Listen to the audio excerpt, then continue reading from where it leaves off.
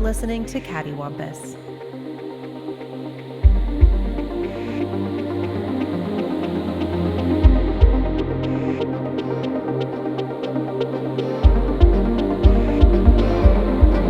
Hey, happy Independence Day. To celebrate, we watched Independence Day. Today is our Independence Day. Yes. Okay, so we watched 1996's Independence Day, which is now 23 years old. I have never liked this movie, but I feel like everyone around me loves this movie. I don't love it. When I was a kid, Yeah. it was the tits. Like, I seem to remember a lot of people liked it. I liked and it. I think I liked it, but I only saw it the one time, so did I really like it? Wait, you mean before you watched Yeah. it now? Yeah, okay. I was like, so you'd I only was like, say- that was your first time watching it? That's amazing. I don't know how you manage that. I mean, I have distinct good memories of this movie when I was a kid because this was the first movie that I ever went to as a kid that I can remember standing in a really long line to get into the theater. Interesting. I waltzed right in. Yeah, no, when I was a kid, I remember there being just a really long line to get into the theater Yeah. for this one. If I had to stand in a line to see this, I would be pissed. I think I've seen you stand in lines for worse shit. I'm generally pissed at standing in lines for anything now. Yeah. I'm too old for lines. For our British listeners, we mean a queue. Yes, forgive us. So Corey, Good night. Do you still love this movie?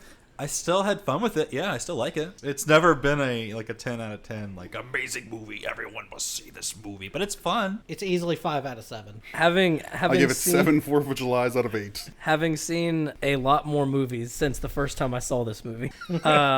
Now that I know what movies are. Now that I know that there are movies that can be good. I mean, isn't that true of any movie? yeah. If it were the first movie you ever saw and you'd never heard of what a You'd movie be was, you'd be amazed. like, this is very impressive. Even if So- it was like White Chicks, you'd be like, this is very impressive. So for No, actually, I would never watch a movie How did again. you film this? What is a camera? So those people aren't white chicks?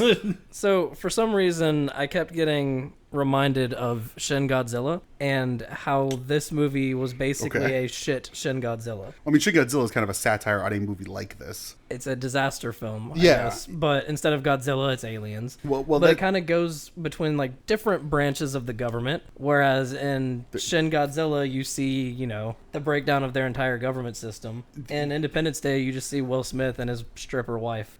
Why is she a Girlfriend. stripper? Yeah. sorry. So they can make a joke about it. So, okay, so a couple of things. So, one, this movie's definitely like a disaster movie more than it is an alien invasion movie in the sense because it's like structured like your classic disaster movie. It's just instead of it being a natural disaster, it's aliens in the sky. It's definitely got that 1996 vibe of several moments where I'm like, oh, it's funny because she's a stripper. Oh, it's funny because somebody thinks they're gay. Oh, it's just the very act of the stereotype or the misunderstanding is the joke. That's why she's a stripper. She's a stripper because it's funny. It just felt Ah, so... that went right over my head. It felt so out of place. I was like, this adds nothing to this movie. She could have done Well, anything. if you want to start the game of what adds nothing to this movie, you could cut Randy Quaid and his children and like 6 other subplots. It was an Yeah. entire setup so that Laura Roslin could make that joke with her face. Oh, I love the ballet. I'm bleeding from the liver. Yeah, I'm dying. It really bothered me how she looked just like President Rosalind. Right? Like she. I mean, she is president. right, but I can it's tell like- you why. It's like she was on the set of Battlestar Galactica I mean- and then walked next door and filmed Independence Day and then walked back. Yeah, but I mean, like, it's Mary years McDonald. difference. Mary McDonald generally looks like President think- Rosalind for obvious reasons. She is President Rosalind. I mean, it's like, Yeah. it's like saying in Donnie Darko she looks just like President Rosalind if she were in a sweater. It's like, well, yeah. It's like, really, yeah, I mean, it's criminally underused, Mary McDonald in this film. So for anyone who hasn't seen this movie, the basic premise of this movie is that 2 days before the 4th of July, which, by the way, when that first of all the title cards explode at you, which is just hilarious to me. Amazing. They gotta let you know, man. And then July 2nd. But also it's like producers boom, 20th Century Fox production, boom, Independence Day, boom, and then right after the words Independence Day goes July 2nd, and you're like, oh, okay, I guess I have to wait. But basically you follow. So Will Smith is a Marine. He's Air Force. No, it's Marines, but he's a Marine pilot. I would like to know how Harry Connick Jr. passed Marine boot camp. Yeah. This is the movie that made Wizard Magazine demand him to be Gambit, right? Ooh, probably. Like it had to be, right? Is this too old a reference? Does Yeah. anybody Well, know no, what I'm talking I'm- about? I know what Does you're anyone talking what about, I'm but I'm trying to think of who you're talking about. I'm just His trying. friend, it's Will Smith's buddy at the beginning of the movie. He's a pilot. Jimmy. Yeah, Jimmy. Good old Jimmy. And then he drops the wedding ring. He goes, "Hey, this is a wedding ring." While it is just a joke about how it's like, oh, it's funny because somebody thinks they're gay. I do like that the other soldier steps into the aisle of lockers and with a smile goes, "Sorry, guys," and steps away. Like, well, I don't want to be rude. Yeah, it wasn't what. I feel like that joke could have gone way harsher. Right. It was like, I mean, he could have literally just walked out and went, "Oh, don't ask, don't tell," and then walked away. Oh yeah, see, I was ready, and then Will Smith and Harry Connick Jr. just move on with their conversation, and I was like, okay, this is all right. This could be way worse. Just when you think, hey, this is kind of progressive, Harvey Fierstein shows up. Yeah. Is he a Jewish stereotype? Is he a gay stereotype? Who knows? But in the 90s, we were just somehow fine with it. The birdcage was okay. People say that, and Was it? but this is also a movie in which Jeff Goldblum is an environmentalist, and it's played for laughs for a good half an hour. That it's funny that he gives a shit about saving the planet. But he's just a cable guy. Recycle your Coca-Cola cans. He's a cable guy. If like Tony Stark was got a bad divorce. It's as if Pepper divorced Tony and he decided to go work for a cable company because he was just feeling real bad about himself. Fuck it, I'm going to work for Comcast. Because he's like a fucking genius who decodes the alien language. Aliens invade. They want our resources, is what we find out. With giant satellite ships show up from a giant mothership in orbit, which apparently is so close it's in the path of satellites. Unclear. Yeah, and I remember reading about this years ago where they were trying to put everything to scale, and they're like, the ships that come down are like 15 miles That's across, what they say, yeah. And then the one in low Earth orbit is The mothership. Like, yeah, that mothership is like 1,000 kilometers. So, like, How much is that in America? For anyone who hasn't seen the sequel, they get to that about how big the mothership is. Is it bigger than the Earth? It lands on Europe, and I mean on Europe. Like when I say that it lands on Europe, I mean exactly that. That's actually kind of awesome.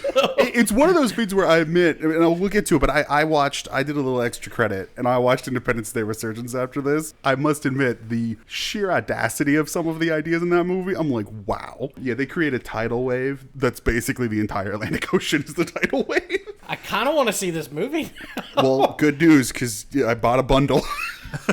Oh boy. It was on sale. I was like, 4K HDR for both of these movies. Sure. I feel like 4K HDR is wasted on the first Independence Day. The aliens looked good. The fire did not. No, the puppet, because the aliens are all puppets, Yeah. it actually looks pretty solid. And in the sequel, they're not puppets. But, It reminded me of Alien. oh, it reminded you of Alien. In what way? A shitty alien. The way that if Fox hadn't made both of them, H.R. Giger would have had some major legal action he could have taken. Mm-hmm. It really struck me when Will Smith, who's a fighter pilot, crashes, has a dogfight with one of the alien fighters. Yeah, one of the alien Individual fighter jets. Right. Yeah. It just looks like H.R. Giger etchings, and it's got like an H.R. Giger head, and then a white version of an H.R. Giger alien comes out with H.R. Giger tentacles, and I'm just like, Yep. I can't believe, like, if I were H.R. Giger, I would be calling Fox and being like, hey, so where's my check? Their ship to me looked like if you took a Death Star and then flattened it. Oh, like, yeah. It's just a disc with a Death Star. It's like someone took a sphere, picture of and then the a fin front comes out of of it. the like Death a- Star laser. They took that picture and were like, yeah, make that into a dinner plate. Boom. Kind of looks like every alien, but also no alien.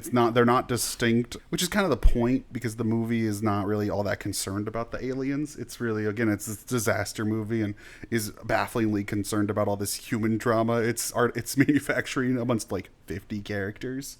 Way too many. Well, so we got Will Smith, Marine captain and fighter pilot. His big want, his screenplay want, is he wants to go to space. NASA's rejected him, but don't worry, audience, he'll get there. He'll get there. And then you got Jeff Goldblum. Basically, he's Tony Stark if he worked at a cable company.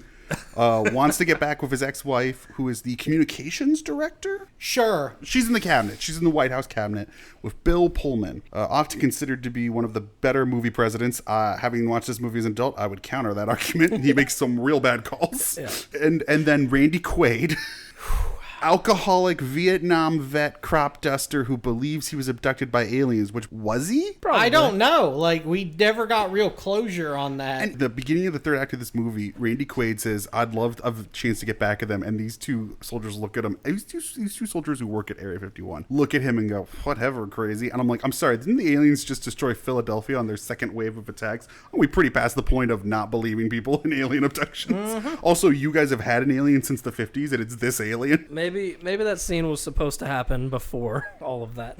Well, it's also heavily reshot because originally he wasn't inducted, and he flew the crop duster in to destroy the satellite ship. That would have been interesting to watch. You can see like a animatic version of it on the deleted. Well, I'll show you later.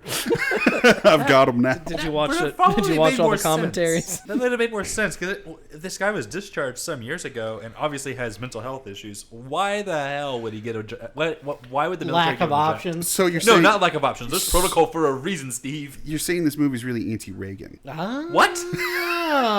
Ronald Reagan took his mental hospital. and hit about the aliens. Although I guess presidents in this universe don't know about Area 51, as we find out. Yeah, you have to be in charge of the CIA at some point to know. He lost his president's book. Yeah. He lost the lost book of the book. secrets.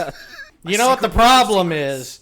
Puzzle desks. Not enough puzzle desks. Nicolas Cage tore out page 52, and then President Whitmore got signed in and saw a missing page and went, "Man, must not be important." This is like such an interesting movie because the movie's kind of like, hey, he's the president, and the movie does get to the point of like grandeur with him. Obviously, there's the big speech that comes up with him, but in the first act, the movie's got this almost romantic comedy, like it's hard to be the president vibe. Like the TV's shitting on him, and he's like, "Oh," and then there's this backstory where Jeff Goldblum punched him or something. He was like, my wife was cheating on me with the president, so I hit him. And then there's this real like dick measuring contest between Jeff Goldblum and Bill Pullman for the rest of the movie, which is also fascinating too, and why he's a bad president, because he's like, hey, Jeff Goldblum, I hope you're as smart as we all think you are. And I'm like, aren't like millions of people dead? Don't you need him right now? Like, you should be really past the point of being pissed at Jeff Goldblum. Once like 4 major cities in my country are destroyed, and I'm in Area 51, which is real, and the one dude in the room who's cracked the alien code language happens to be a dude who punched me in the face 10 years ago, I'm like, well, we're over that. If you need to do it again, go for it. Like, Yeah, would punching me in the face help again? So their language ended up just being binary, right? well, it wasn't really a language. It was more like they used our satellites in order to broadcast to all the ships at once. Yeah. Right. So it wasn't even like he decoded the language. He just found that they were using our satellites. And since they're telepathic, in essence, that is their language. Yeah. I guess. Because there's a bit of a hive mind idea, kind of like glossed over, and the sequel gets really into it. Basically, Jeff Goldblum deduces that our satellite system has been hijacked to do a simultaneous countdown so that all the major cities can be destroyed at once.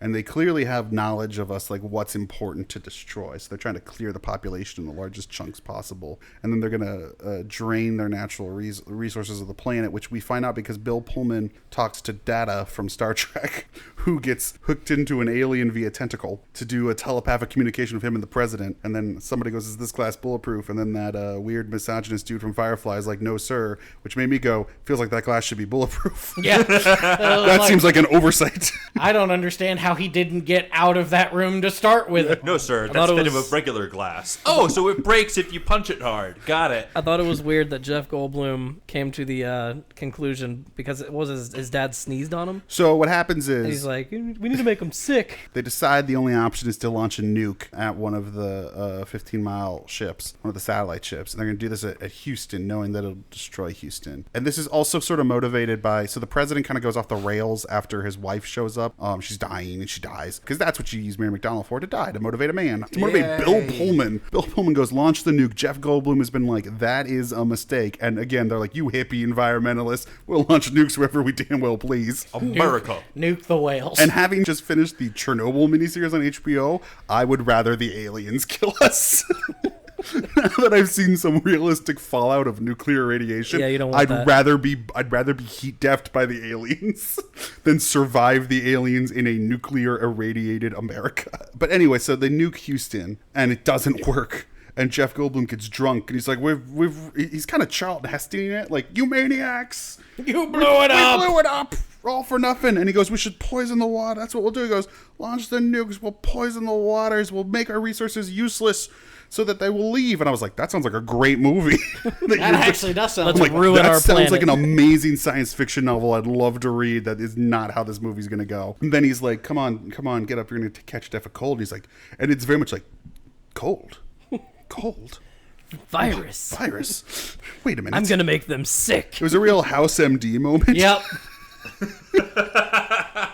And then he demos. He goes, "Hey, Adam Baldwin, how about you shoot that coke can off the alien ship?" And he does it, and it ricochets everywhere. And everyone's like, "What the fuck?" And I'm like, "Yeah, dude, what the fuck? Like, you could have just shot the president in the head, all because you want to prove you're an elite hacker or whatever." Maybe that was his plan. It just backfired. Whoops. and then he runs some code, and he goes, "I gave it a virus, and so I can turn off the shield. And so we're gonna go to the mothership, me and Will Smith, and we're gonna blow up the mothership, which will destroy all the shields." No. So they're going to inject the virus into the mothership, which is connected to all the drone Sends ships the signal through the network. So they infect the mothership. The virus will jump to all the drone ships. And then they blow up the mothership to stop the mothership from correcting what they've done. Correct, because they've already tested it. The virus doesn't keep the shields down forever. It takes a few minutes and then it resets. And then the entire world unites to nuke all of Via ships. Morse code, at which point my favorite group of stereotypes show up. The British soldiers who appear like they just walked out of the movie Zulu with a fucking writing cropping like, by Jove, the Americans, using old Morse code. And then the Russians and the Chinese. Everybody. And they all pull it off. Ta-da! Yeah, they do. They and then the president gives a heroic speech and then gets into an F-18. No, Mr. President, you may not fly one of the jets. because on the ground. a one offhanded line on a news feed at the beginning of the movie being like, well, he served in the Air Force, the president. They elected a warrior. We got a whim. Ugh. This is also after His vice president's dead. Like, you would think that... Do we even see the vice president in this movie? No, you just see the helicopter that he's in get blown up. You're like, well, what's with that helicopter getting blown up? And then they cut to the plane. It's like, oh yeah, the vice president didn't get off the ground. And he fires James Reborn, so I guess if he dies, Robert Loggia becomes the president, right? Yeah. Oh, Rosalind. She's dead at that point. She's dead, yeah. Damn it. Mae Whitman. Unfortunately, with everyone in the cabinet's line of succession is dead. We're going to have to become a monarchy. No, it's just some random postal employee, one of the only ones left. For some reason, I remember there being way more Will Smith. And watching the movie, I'm like, Right? wait, where's the Will Smith? Oh, but when he shows up, he completely carries this movie. Oh, he takes over. Yeah. Because this is his star. This is his star-making performance. He is definitely more interesting than most of the movie. Well, yeah, because he's incredibly charismatic on screen. Yeah. I mean, like, there's a reason he became a movie star, and this movie really actually does like show it and like showcase it. You guys say Will Smith carried it. No, Jeff Goldblum carried this movie. I'm kind of fine with the movie when either one of them are on screen. Right. It's the problem is that there's like 16 other subplots of people I do not give a shit about. I just feel like there was a lot more of the president than I ever remembered. Yeah, and This kind of jumps back and forth between like a grunt and the president. And it's just, I don't know, it just doesn't work. It's the grunt, a cable company repairman, the president, and a drunk Vietnam vet. Yeah. And Vivica A. Fox. Which, And Frank. I was like, why do I know who this kid is? And then I was like, oh my god, that's Frank from Donnie Darko. Randy Quaid's kid, his oldest son. I thought you said Anne Frank. And yeah, was that's like, what I heard too. I was like, it follows Anne Frank. I was like, You know, a movie about, an alternate history movie about Anne Frank and the aliens? Anne Frank hiding from the Nazis, and then aliens show up while she's in the attic. Doesn't sound like that bad a movie. Oh, you know Sounds- that's offensive. I know, but I kind of want to see it. I know. So basically 10 Cloverfield Lane, but Nazis and Yeah. also aliens? Yeah. It's like House of the Devil meets Aliens meets When do crossover movies ever work out? the Avengers. yeah. And Frankenstein meets the Wolfman. Freddy versus Jason. No. denied. It works for me. Jackie Brown and Out of Sight. Scooby Doo and that time they solved mysteries with the Harlem Globetrotters. No, Scooby-Doo Scooby-Doo and Batman and Robin, too. Yep. Oh yeah, the Super Friends and Scooby Doo. yeah, Yeah. so It was all the weird. same studio, so Hanna-Barbera or whatever. Yeah. And then Hanna-Barbera. obviously Don Knotts on more than one occasion. I watched Don a Knotts lot is like the Agent Coulson of the Hanna-Barbera universe. I watched a lot of Scooby-Doo when I was a kid. So when are we doing the Scooby-Doo cast? So we We'll go watch watched the old we watched stuff. the one with Matthew Lillard and Nope, hard Sarah pass. Michelle Gellar. Hard pass. That is not something I want to watch. I'll watch the Pup Named Scooby-Doo show, which was this weird meta commentary on Scooby-Doo for children in the 90s where they were kids. Yep. And one of their friends was Red Herring, and Fred always thought Red was the... Red herring. Yeah. But of course, Fred was wrong. It was never him. It was Old Man Jenkins. What? Yeah. I need to see this. It's a weird show. It was a weird show. It was entertaining, though. I feel like every iteration of Scooby-Doo adds one more dog. Like you got Well, there was Scooby, and then there's Scrappy. and then there's the older white dog. Oh, his uncle. Yeah, I can't remember his name. Because it can't be his dad, and it's the same logic. Scrappy's his nephew too, because again, you can't imagine Scooby fucking. we don't want an audience thinking about that. I can, but it's Scooby's- mostly with Shaggy. Scooby's brother and or sister had to be fucking to get Scrappy. Can't be Scooby. It's a Donald Duck situation. Ugh. Well, in that they neither wear pants or. That is weird that they didn't ever put Scooby in like a sweater. Because he's pretty anthropomorphic as dogs go. And didn't Scrappy just stand on his hind legs? Yeah. Wasn't Scrappy just And like, he just kinda talked walks around. normally. he was spoke just bipedal. Yeah, he was just like a human dog. Yeah, don't ask questions Maybe about Scooby that. Let me at him. Scooby, Let me at him. Maybe Scooby did fuck Shaggy. and it's a cover story. He's like, yeah, Scrappy, I'm your uncle. Ooh. Wait, does that... So which one of them was female that carried Scrappy to term? Scooby. Scooby's just a hardcore smoker, so, you know. That's where the voice comes from. You know, 4 packs a day. The 60s were tough. You've seen Mad Men. You know how it goes. They weren't just smoking cigarettes, and you know that. Well, I think they weren't smoking. They were eating the edibles. I mean, I assume that's what Scooby snacks were. Oh, yeah. I thought that was the joke. I mean, honestly, Let me eat half of one and see where it takes me. You know, people like to make the joke that it's weed, but I don't think it's weed because one, and I know some people get paranoid from weed, but they're not paranoid. They are freaking out. That is meth if I've ever fucking seen it. Weed my ass. They've never been relaxed a goddamn day in their life. They are on edge. They need Scooby snacks, and they get more on edge. That is like Molly or something. Molly candy. Molly. That is not marijuana. I need you to go investigate the basement. Do it for some black tar heroin. Ooh, oh. You want to buy Would you do it for an opium snack? He's taking Scooby's bit his collar off, tying it around his leg, his paw. God, get it out of my head. Oh, put it in. Oh, there's still a vein. There's still a vein. Ooh. Scoob, I can't handle the needle. My hand's shaking. I just picture Scrappy having a really bad problem. Because he's a meth baby. No, based on what I've just described. I'd say his problem is like steroids because he's always trying to fight. Yeah, he's got some rage. Yeah, he's roided out. What a dark show. Anyway, Independence Day. Why is it called ID4? Independence Day 4. It's the first. Nah. We've had a lot of Independence July Days. 4th. It doesn't make sense. It's not well thought out. I mean, this is from the people who made the Stargate movie. They went on to make the Godzilla 1998 movie. Ugh. Anyway, ID4 is just the abbreviation because I guess you couldn't call it ID. Yeah, Like, you it's not could. enough. Independence Day. You know, you got to trademark. You can't trademark ID. It's just not a good name. No, what? You can't trademark. Well, you can't trademark ID, so you got to make it something you And can you can't trademark. trademark. Don't do anything with ID. Leave the 4 out. Leave the ID But then out. what's Just call the it Independence Day. But what's the acronym? You don't need an acronym. Yeah, Corey. Someone didn't get the Independence Day toy with the little floppy What's disk in it Godzilla's that had the acronym? Independence Day game. Holy shit, I remember You know that exactly what the fuck now. I'm talking about, right? It did what now? It was like a point and click, not adventure game, but it was kind of like a point and click. It was a shitty flight sim, dude. Yeah, that's right. That's what it ends up being. But you got to click through like data and stuff to get to Yeah. the I never played the Independence Day game, but I did play the Top Gun game. When was the Top Gun? It was a PlayStation 1 game, but didn't they make one for PS2? It's not a little late to the game for Top Gun. Probably. No? Top Gun, when did Top Gun come out? 1986. Yeah, it was called 86? Dead or Alive Beach Volleyball. Yeah. But no, Top Gun Huh. on PlayStation 1, it was basically just Ace Combat Oh, sorry. with Danger Zone playing on repeat forever. That sounds like a nightmare I've had It before. was This so literally much sounds fun. like a dream. It sounds like I took too much Vicodin and went to sleep. Welcome to the bottom. Welcome to the bottom rung of hell. All you get is Kenny Loggins and volleyball montages. Ring up, Raggy.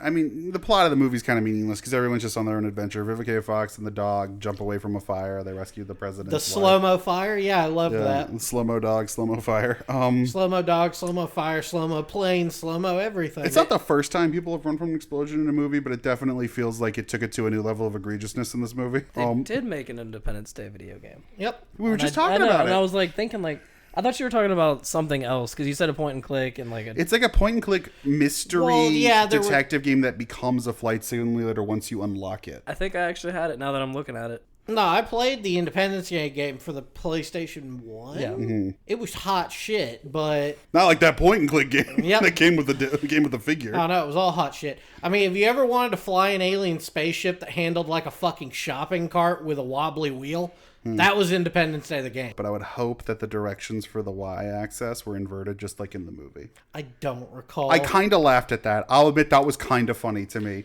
That he nearly kills everyone in the room and he literally turns the post-it upside down. And I'm like, literally the Area 51 scientist forgot to change the y-axis. That also speaks to a larger issue of the movie, which is, and I think this goes to Emmerich and Devlin's other movies, is that their movies portray people in charge as pretty incompetent, but it's not far enough for it to be satirical or like it's making a statement. It's like this weird undercurrent where like the president doesn't know about Area 51. But then for some reason, Will Smith, a Marine captain, does. Well, he flew over it. He just kind of noticed it when he was flying. That must have happened at some point before, right? The highest levels of power seem to be like the dumbest human dumbest, beings. but it's not done for a statement and it's not done for comedy. It's not done as a satire. It's just like a fact of the world in their movies, which is weird because like Shin Godzilla is a really good example of satirically talking about bureaucracy. Or Michael Bay movies are really good at, man, bureaucrats are fucking idiots, but the American soldier knows what's going on. But a little bit like it's very clearly making that statement. Whereas this movie doesn't seem to clearly make any kind of statement. It's just a fact of the world for them. Yeah. I mean, in that regard, I almost kind of like the writing for that end because you're not making a statement. This is just how the world works based on your experience. Yeah, it just raises certain questions too, because then the president has to turn around and be also a fighter pilot hero. So the speech, today we will celebrate our independence and all that stuff, and he's in that flight jacket, and then he literally steps into an F-18. So George W. Bush saw this movie, right? Yeah, no, clearly. Like George W. Bush went, that's what a president does. Where's the mission accomplished banner? Oh, my last note is never light your cigars with lighter fluid, kids. Yeah, no, I was wondering Come on. if that was going to get brought up. Yeah. Come on. I noticed that the cigars weren't punched. Yeah, I noticed that too, and I was like, maybe they're biting off I don't know, maybe they were pre-cut, who knows, you never know. That was my assumption, is that they were just pre-cut. They're clearly not, though, No, in but one you scene. can know. absolutely see the back. It's completely smooth. Yeah. No, And they put the smooth in their mouth. It doesn't make any sense. They're not really smoking. They're just using them as incense, I guess. Yeah, incense. I mean, he was smoking it though. He blew out smoke at one point. Between cuts, I think you just meant to think he bit him, which is very common. That's what Logan does. Also, after the mothership gets nuked in what I can only assume is low Earth orbit, like the entire planet's been EMP'd, right? So it has to be at the range of our basic cable satellites. So and those, that's really low orbit. yeah, and those float at like what is that in the ionosphere? Like Is it I've past seen, the I'm ionosphere? no scientist, but I've seen GoldenEye, and I know that those nuclear weapons get exploded on those satellites, and things are bad. Okay, so here's a conundrum. So that the missile that Smith fires into the ship before they fly out, it's a pretty small missile. It's like a tactical nuke, right? But when they fly away from the mothership, that's not a tactical nuke. That's fusion nuke type. Well, I guess explosion. it mose have. That was like the Death Star blowing. Well, we up. know it has a fusion energy. So how do we know it's fusion? Oh, I know. Oh no! For the sake of this story, I think. Okay, so Independence Day ends. They save the world. Will Smith goes to his soon-to-be adopted son and goes, "I promise you fireworks," which is actually nuclear fire raining down on them, but whatever. Then we can never launch into the ship That is again. literally aliens burning up in orbit. We're all gonna die in 5 years, and then around the world, that people are bringing down the motherships, presumably just crashing them onto these cities. Which raises another question about this movie. So at one point when they're showing the ships, Yeah. there appears to be a group of indigenous tribesmen that just runs out carrying spear. I'm so excited to tell you about Independence Day Resurgence. Dude, do they you leave in think the that's ship and dropped? become the Let new me. aliens? Oh, I'm so excited to tell you all about this. All right, let's move on. I need to know. Okay. So I watched Independence Day Resurgence last night, and a couple things in its favor. It's 25 minutes shorter. Jeff Goldblum is basically the star, so we're doing good. Lots of things not in its favor. Okay, so wait, that was it? That was your pros list? Okay, moving on. Scrolling. Okay, so Something good. scrolling. Ooh. Okay, so just a little backstory. So one would think that 9/11 would have delayed a sequel to this film, but actually it's the opposite. Apparently, Dean Devlin was inspired by 9/11 to start writing a sequel to Independence Day. Oh, dear God. So that's where we're starting from. It was abandoned in 2004 for what I can only hope are obvious reasons. And then it was picked up again in like 2009 and abandoned again until in 2014, the version that finally got made got pitched and greenlit. So it's been 20 years. It actually takes place when it's set. It's an alternate version of 2016 in which 20 years ago, the events of Independence Day took place, more or less. So we have taken their technology and hybrided it into our society. We have advanced alien tech we've brought into our own. Governments definitely still exist, but the military is now essentially a global military, which actually makes a lot of sense given what's happened in Independence Day. Think Halo. Yeah. It's called the Earth Space Defense Force. There's a huge military facility on the moon now. And the young hot lead, so they did not bring back Mae Whitman. They replaced her with Micah Monroe. And she is, much like her dad, a former fighter pilot who's also gone into politics. Apple don't fall far from the tree. She's part of the cabinet for the current president, played by Celia Ward. Her love interest is Liam Hemsworth, who's a young pilot, washed out, and is now kind of like a dock worker on the moon base. Are they grabbing him for all the 90s reboots of What's the other 90s reboot 2019 lately? Men in Black? That's That his was brother, Chris. Chris. Oh, that's right.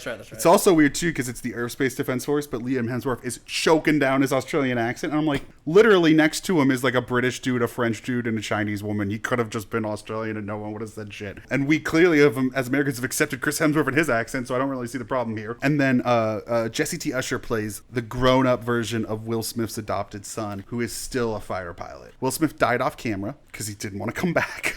That kind of sucks, but It's real embarrassing. They're like, your dad died in a test pilot accident? And I'm like, what, like Hal Jordan? Like, what the fuck happened to his dad? It's that they're going to commemorate the 20th anniversary of being rid of aliens. I don't remember what they called it. They called it like the Independence Day? I don't remember what they called the war, but Jeff Goldblum is now, for all intents and purposes, the Secretary of Alien Affairs. And the military liaison is William Fichtner, who will show up later in this movie in a really, really big way, which is surprising. Like, at first you think William Fichtner's just going to be around for a little, and he'll just die off. That is not what happens. There's a distress call. Our early warning detection system goes off. Everybody goes to the moon, and a new alien ship shows up. It doesn't look like the old alien ships. And Jeff Goldblum's like, we need to figure out what it is. What's going on? And William Fichtner, because he's part of the military, decides we're shooting it down, not waiting to find out.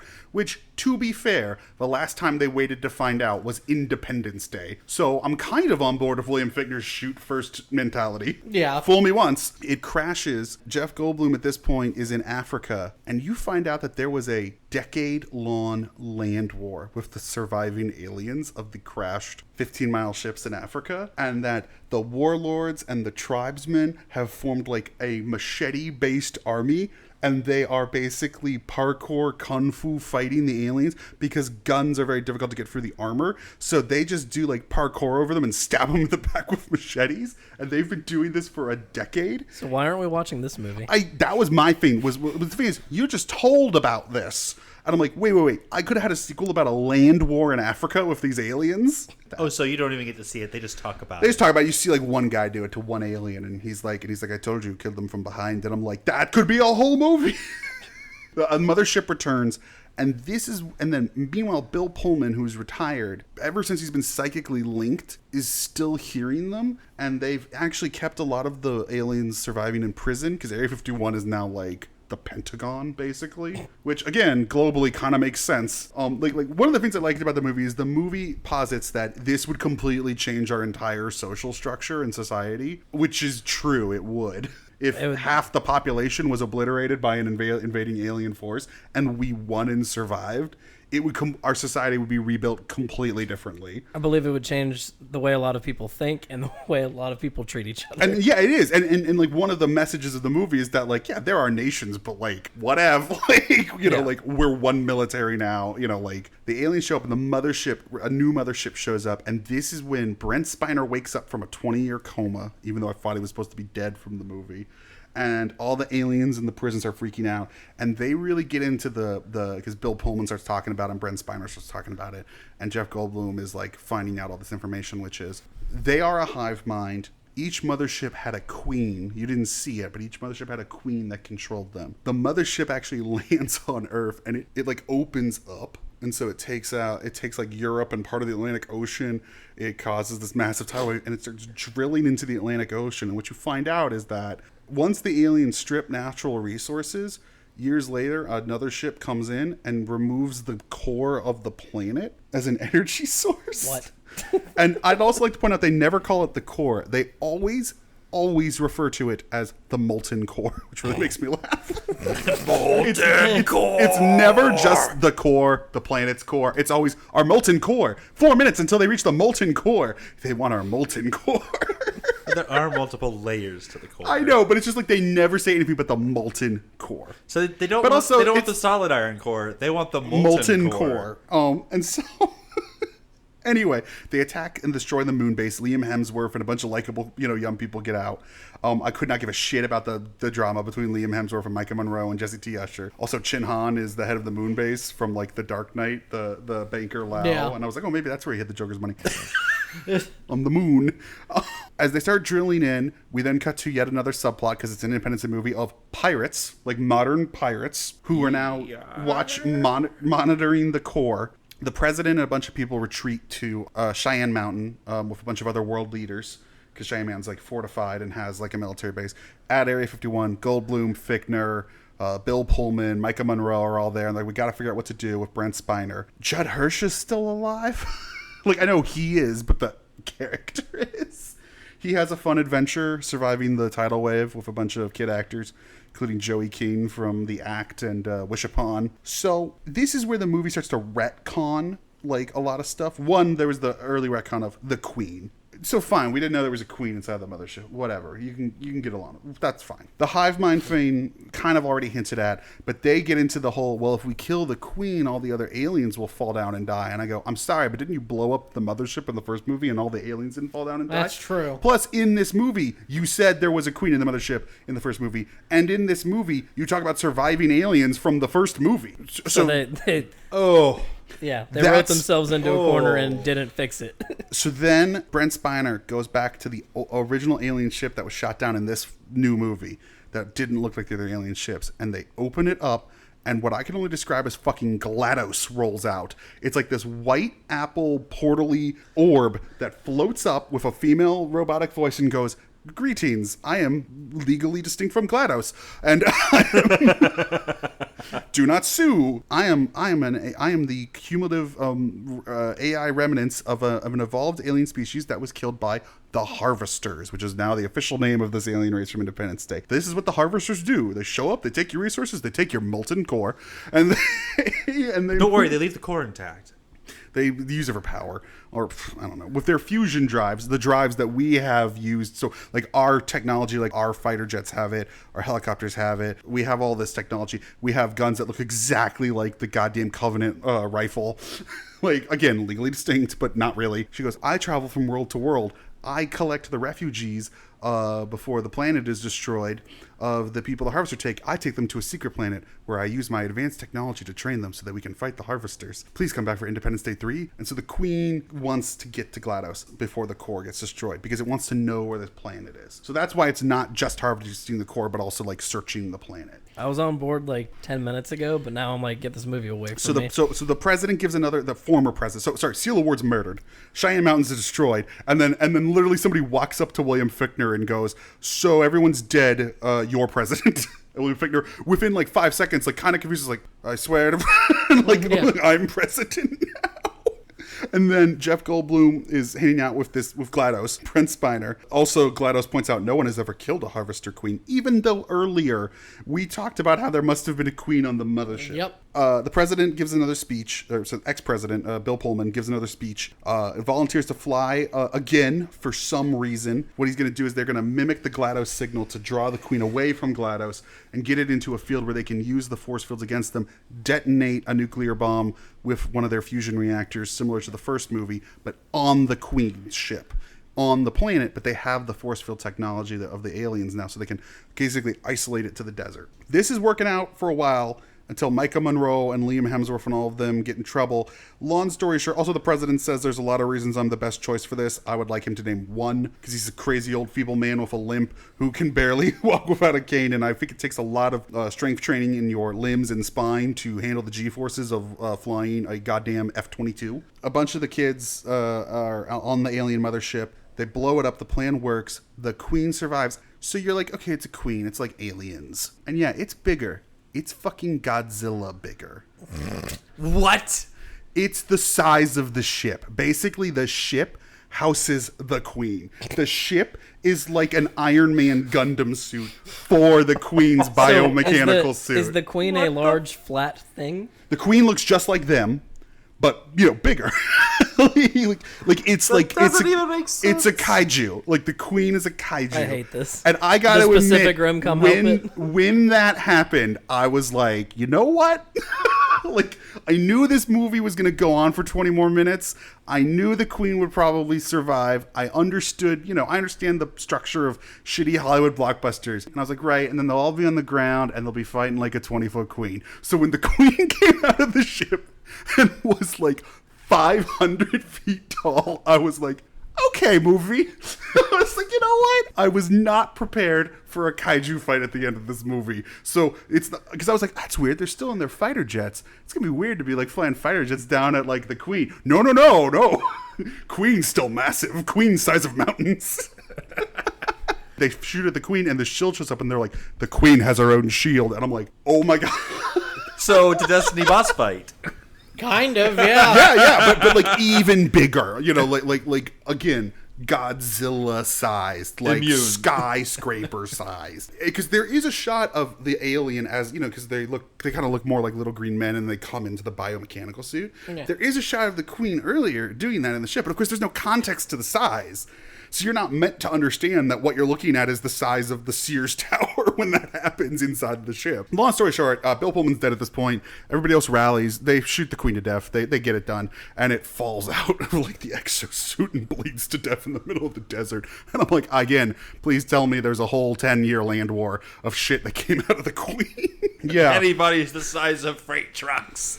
Yeah. Oh, God. Yeah. And, they killed the Queen and all the aliens drop dead. And then GLaDOS, who's been conveniently like offline, I guess presumably to not like try and trigger the Queen noticing. But she wakes up and is like, oh, we did it. And I'm like, what's this we shit? You sat there while the Queen literally picked you up and was like, ah. And also I kind of feel like GLaDOS is sort of like a con artist, like an AI alien con artist, because she's like, we have totally advanced technology to kill the Queen. I'm like, why didn't you bring it? You should just use that. And then, of course, killing the Queen stops the massive ship that's drilling with 30 seconds left, which tells me that the core is just exposed. Yep. So I'm like, so does just all of the ocean water just slowly sip into this massive hole in the center of the Marianas Trench and just evaporate? Like, do we just lose our ocean? No. You wouldn't lose your ocean. Back pressure. From? The steam. From the molten core. Yeah. There'd be like an equilibrium, maybe.